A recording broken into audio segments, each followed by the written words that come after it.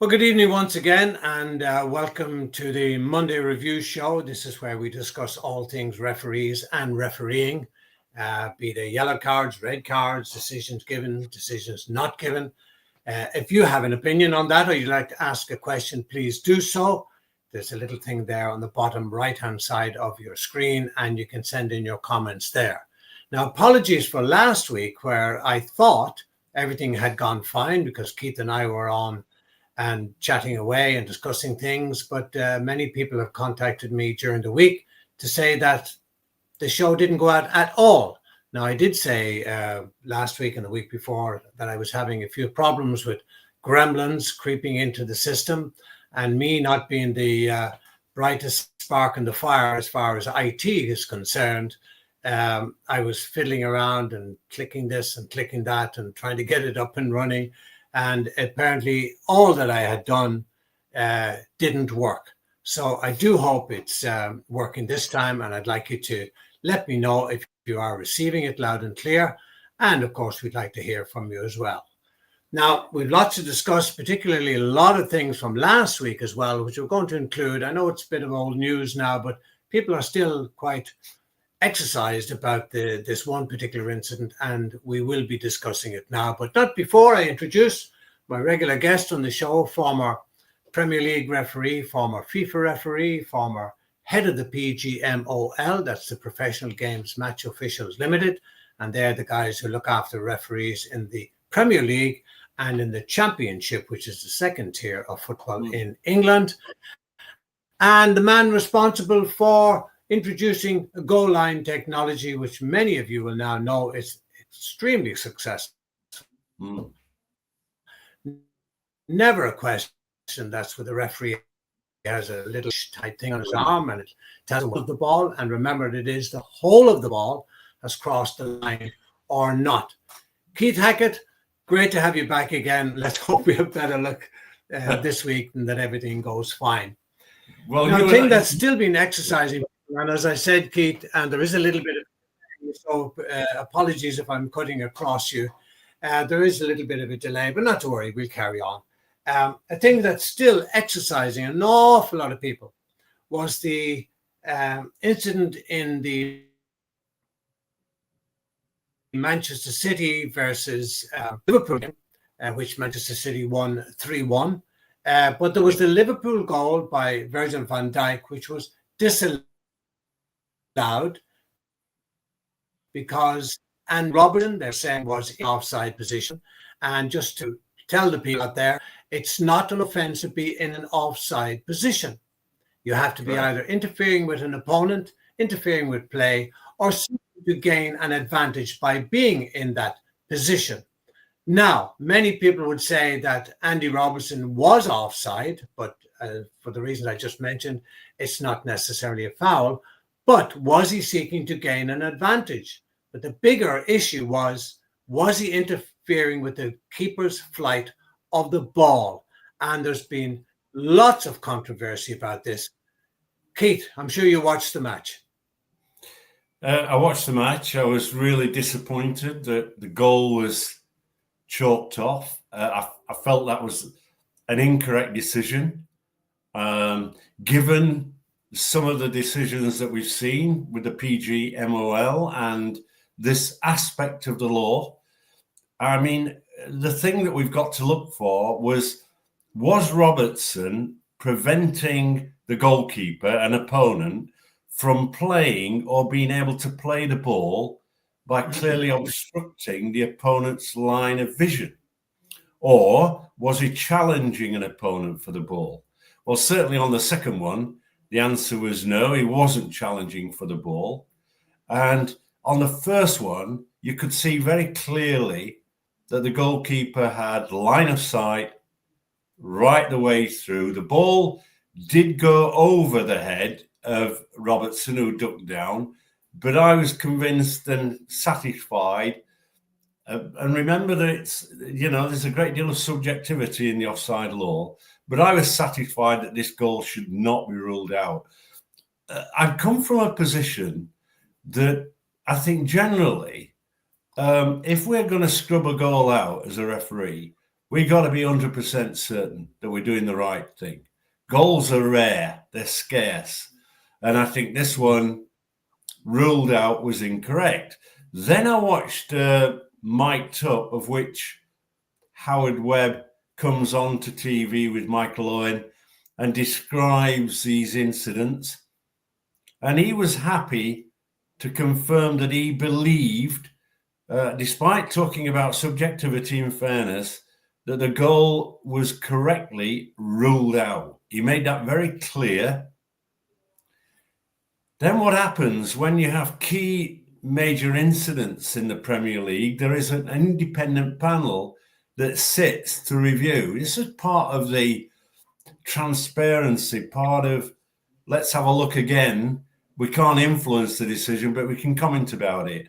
And rightly, that panel, made up of ex-players and referees, stated very clearly that this goal should have been allowed. So, look, if we're going to get interfering with an opponent and ruling out goals, what we've got to do is we've got to do that for everyone that is in a similar situation. You can't 1 week or 1 month say this is onside and justify the goal when it's been given by the referee, and then later when it's been disallowed, justify that the referee's got it right by disallowing it.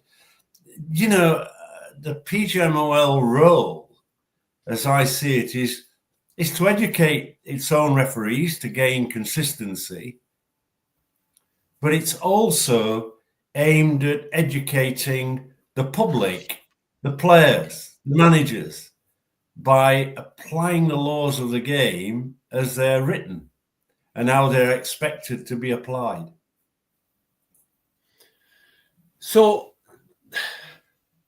you see, yes, we're well aware that the role of the referee, well, the law covers them in Law 5, where, and I'm paraphrasing now, where it says the referee's decision is final. And we all know that. So people will say, well, okay, that's fine. And I've been getting this in both ears during the week, both literally on the phone and interviews on radio, that how can we get consistency with referees? If you show the same incident, it's very difficult to get, let's say, 5 referees all saying the same thing, but they might be viewing it from different angles, as the referees would be.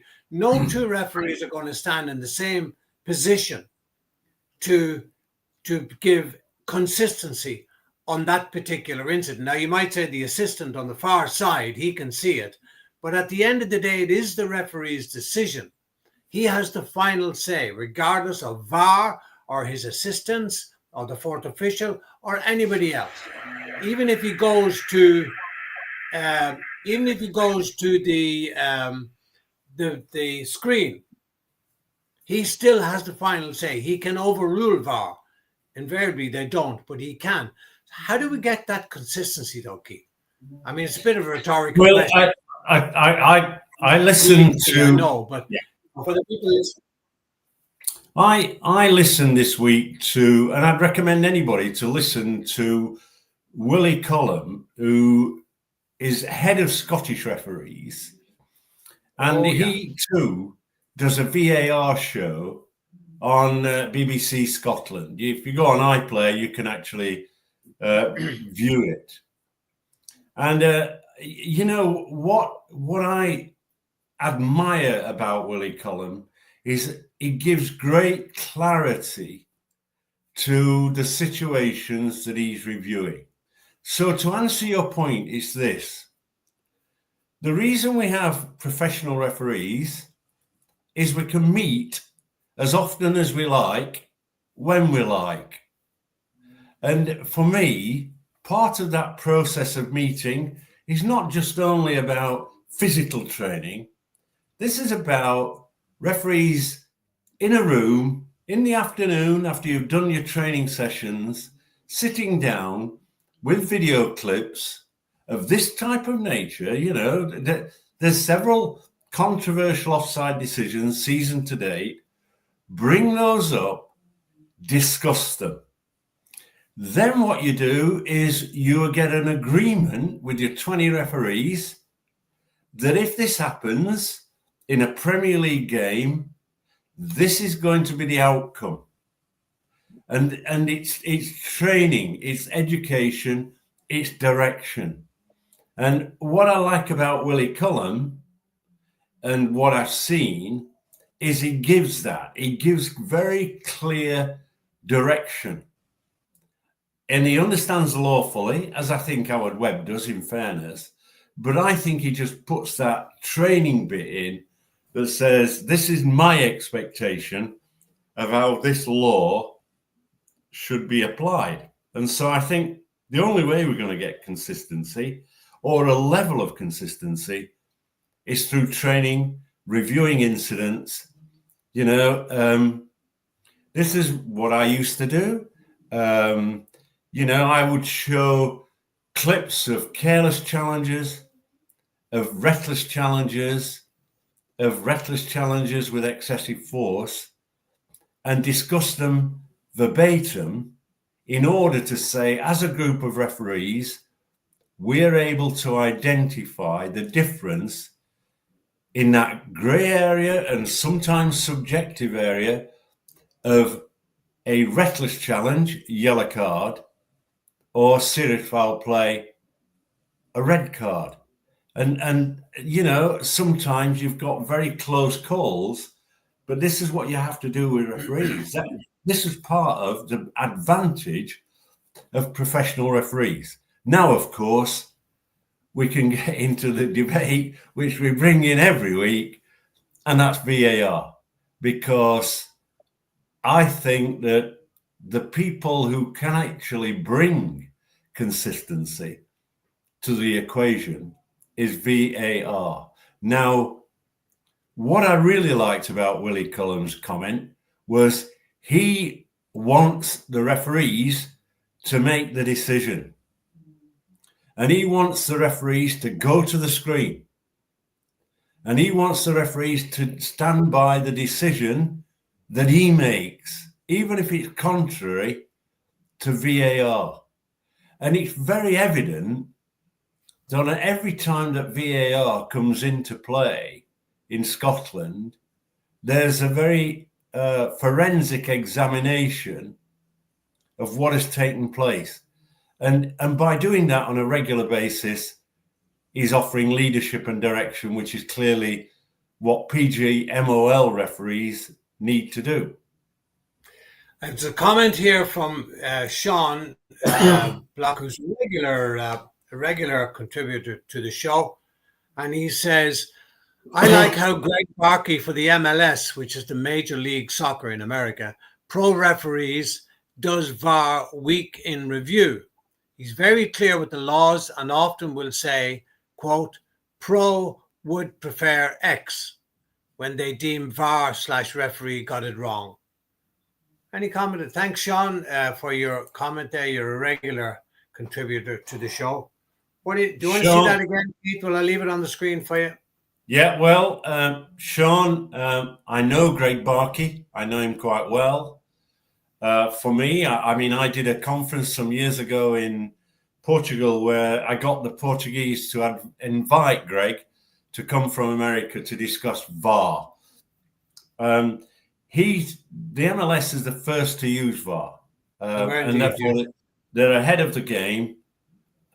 I think that Greg Barkey is absolutely outstanding, and I did at one stage suggest that some years ago that PGMOL might in fact poach him and bring him across, because I think he's that good at what he does.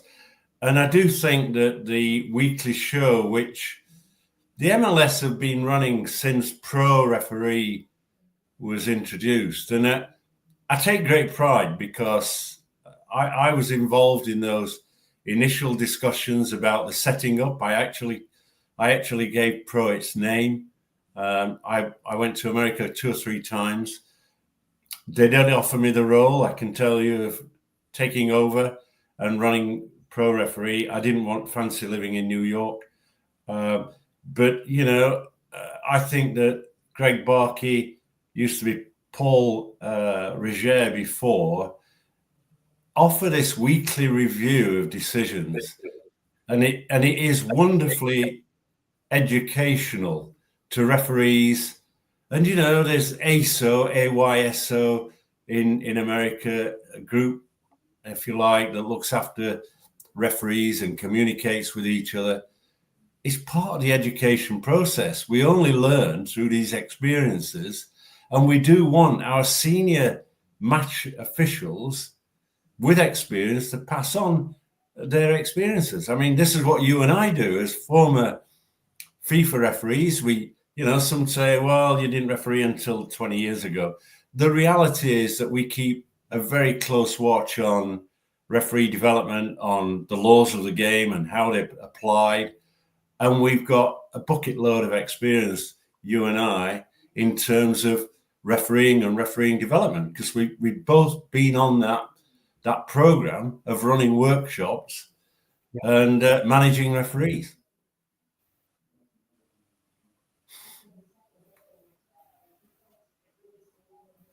I'm pleased with one thing that Sean has put a comment up there, because it proves now that the show is going out live. Yeah. So thanks for that, Sean. But I also got a text from Stuart Ainley as well, and he said he's watching as well. So, and a few more. So thankfully the show is going out live this week. So some of the gremlins have been passed. So you are watching the Monday Review Show. This is where we discuss all things referees and refereeing. And like Sean and others have done before, if you'd like to send in a comment, please do so, and we'll do our best to read it out and answer your questions, if that's what they may be. Now, Keith, recently, last week, I was watching the England versus the Republic of Ireland, where we are here, in a European under-21 match, which is a competitive match. A full set of female officials. Yeah. I mean, it's remarkable, isn't it, how quickly some countries have advanced, there are some very good women referees. Stephanie Frappart of France, referees in the top division in France. Oh, probably the best in the world at the moment, I would. Yeah. And of course, this young referee from Romania referees in Ligue 1, also in a country. So for these teams of match officials, and women in particular, to break through is remarkable. I mean, in England, of course, we've had Siôn Massey Ellis, who is an outstanding assistant referee. That's the career path she chose. I would have liked to have seen her referee. We had Wendy Toms, who, was one of those leading officials. And of course, the one that stands out for me very much is Sonia Denoncourt, who's now retired, but still involved in referee education. Canadian referee who actually refereed the World Cup, the Women's World Cups. She used to referee on the Brazilian top league at one stage as a professional referee. Wow. So in England, of course, we had Rebecca Welch. Now, Rebecca came through the Football League, through the Championship, and sadly, I think only did one Premier League game and then decided to quit. Now, I don't know whether that was through illness or she stopped enjoying officiating. But now, I noticed recently that, on the FIFA, head of FIFA women referees, the equivalent of Kalina, is Howard Webb's wife, the former German referee. And on the same panel as a new member of the FIFA panel is Rebecca Welch. So women are breaking through into the game. I think at the Women's Super League, in England. I think now it's generally women that referee that competition and not men. And some of those referees have had their careers accelerated. That I think at times might, in terms of experience, leave them a little exposed. But hey, they get on with the game. I know that, like every team, every match, there's still complaints about the quality of officiating. It applies in the women's game as it does in the men's.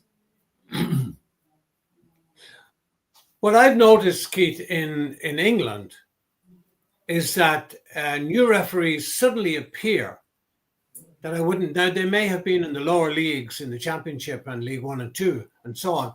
Suddenly they're elevated up to the Premier League, and they're no sooner on the Premier League, I mean, a few matches, and suddenly they're wearing FIFA badges. Oh, yeah. I mean, look, I just look at the referees that I work with. I was fortunate. I got a FIFA badge, but we had to, in England, the general format we were told was that we had to be certainly in the top 3 officials for a minimum of 3 years before we were considered for selection. Ours was 5 years. Yeah, and and then we were at a training level, if you like. We were doing the junior games to get bedded into the FIFA programs. Yeah. There's been cases in England where we've had referees who've only had 5 Premier League games, 5 only, and become FIFA referees. And some of those referees have had the badge taken off them because they've not hit the quality that FIFA expect. It's a demanding role. So I much prefer the old school of proving that the referee is capable, is at the top end of refereeing in England before he's actually appointed.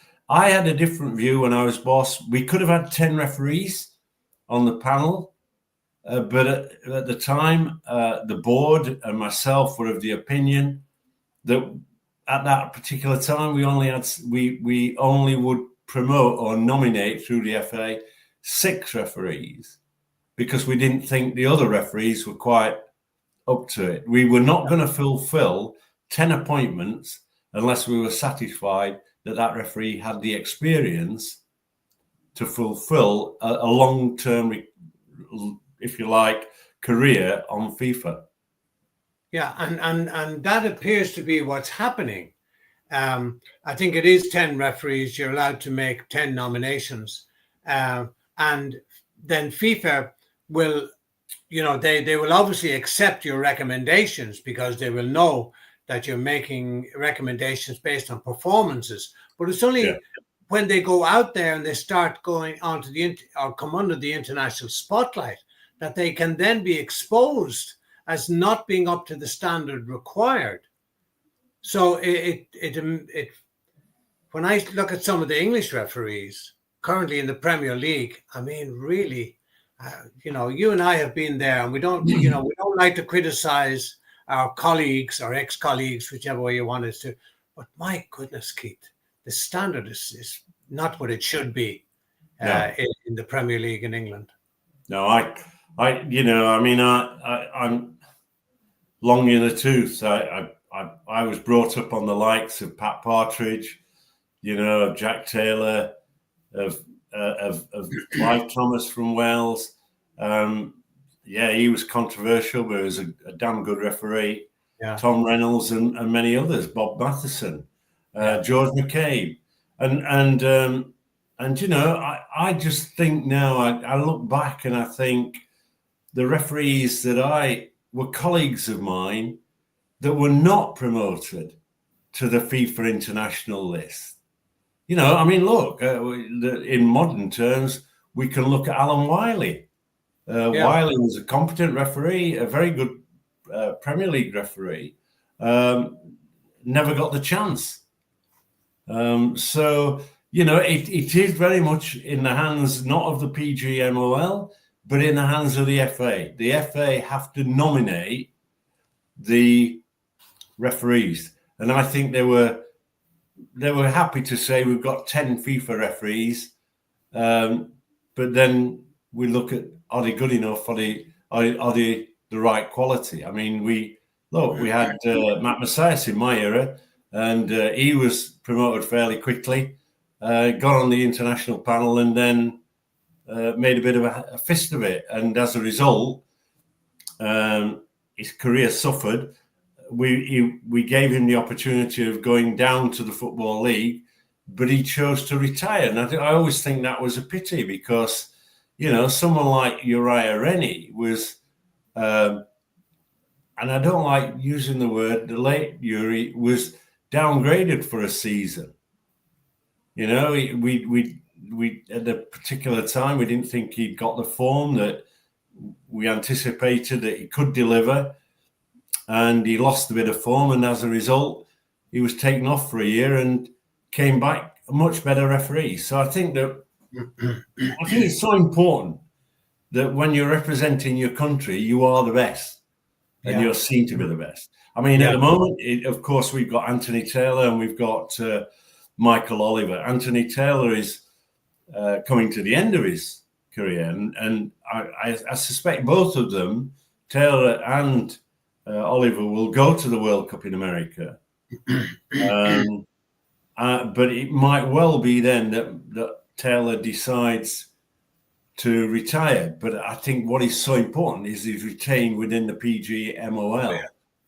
And one of the things that's, I think, interesting about the World Cup is that it's great saying it's in America and it's in Mexico, and and I just wonder how they're going to prepare players and referees for the altitude in Mexico.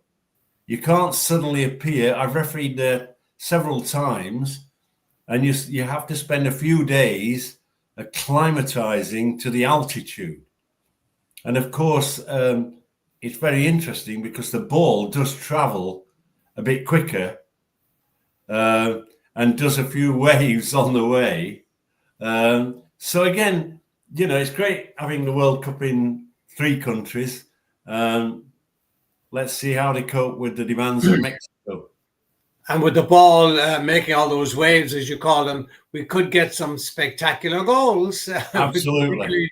If guys decide to shoot from long range. The other issue, of course, Keith, well, with the World Cup, since we're talking about that, is the traveling. So if you've got referees in Mexico and say, for whatever reason, or teams, whichever way the draws go and so on, then having to fly from Mexico to Canada and back to there's a lot of traveling involved.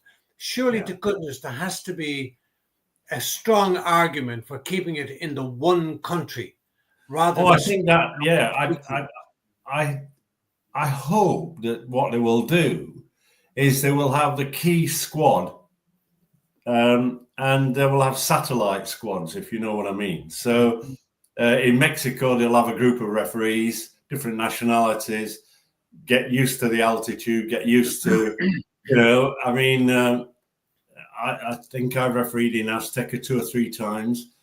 It's quite demanding. It's 120,000 plus spectators. Altitude is there. I think it's about 7,000 feet. I can remember refereeing Mexico, West Germany, and Germany flew in and played the game, and 2 or 3 of their players finished up in hospital with serious altitude sickness. So it is a problem that has to be considered. And you're absolutely right about flights, because it's great for those teams to have private jets, the national teams. That'll not be the case for the referees. They'll be on scheduled flights, I'm sure. Right. And probably touching down on 3 or 4 airports before they get there, which lengthens the journey time for sure. My goodness, the time has run out already. I just wanted to, you mentioned Jack Taylor short while ago. Well, there is an Irish player who was playing in Hungary last night, where we beat Hungary 3-2. I don't know if you saw the game. Incredible result.